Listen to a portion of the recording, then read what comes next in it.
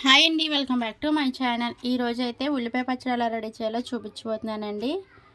ముందుగా చిన్న ఉల్లిపాయలు ఉంటాయి కదా, అవి అయితే నేను 1/2 కేజీ ఉల్లిపాయలు అయితే తీసుకున్నాను. వాటిని తొక్క తీసుకొని నీట్గా కడిగేసుకొని ఇలా ముక్కల కింద కట్ చేసుకొని పక్కన పెట్టుకోవాలి. స్టవ్ అంటించుకొని కళాయి పెట్టుకొని అందులో 2 స్పూన్ల నూనె వేసుకొని నూనె వేడెక్కిన తర్వాత ఒక 2 స్పూన్ల పచ్చిశనగపప్పు 2 స్పూన్ల మినపప్పు వేసి ఇలా దోరగా వేయించుకోవాలి. ఇలా వేగిన పోపుని ఒక ప్లేట్లో తీసుకొని చల్లారనివ్వాలి. అదే కళాయిలోకి మరొక 2 స్పూన్ల నూనె వేసుకొని కట్ చేసుకున్న ఉల్లిపాయ ముక్కలను వేసుకొని ఉల్లిపాయలను మగ్గించుకోవాలి.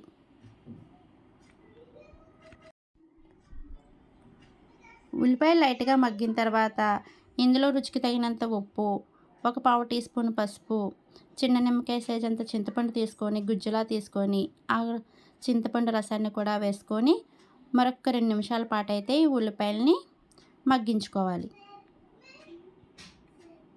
ఉల్లిపాయలు మగ్గిన తర్వాత స్టవ్ ఆఫ్ చేసుకొని వీటిని చల్లారనివ్వాలి.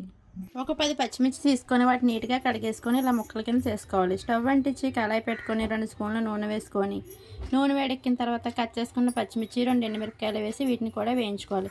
ఇలా వేగిన పోపుని పచ్చిమిర్చి చల్లారిన ఉల్లిపాయ ముక్కలను మిక్సీ జార్లో వేసుకొని మిక్సీ పట్టుకుంటే ఎంతో టేస్టీ అయిన ఉల్లిపాయ పచ్చడి అయితే రెడీ అండి. ఇది అన్నంలోకి దోశలోకి చాలా బాగుంటుంది. మీరు కూడా ఇలా ఒకసారి అయితే ట్రై చేయండి. ఈ వీడియో నచ్చినట్లయితే లైక్ చేసి ఛానల్ని అయితే సబ్స్క్రైబ్ చేసుకోండి.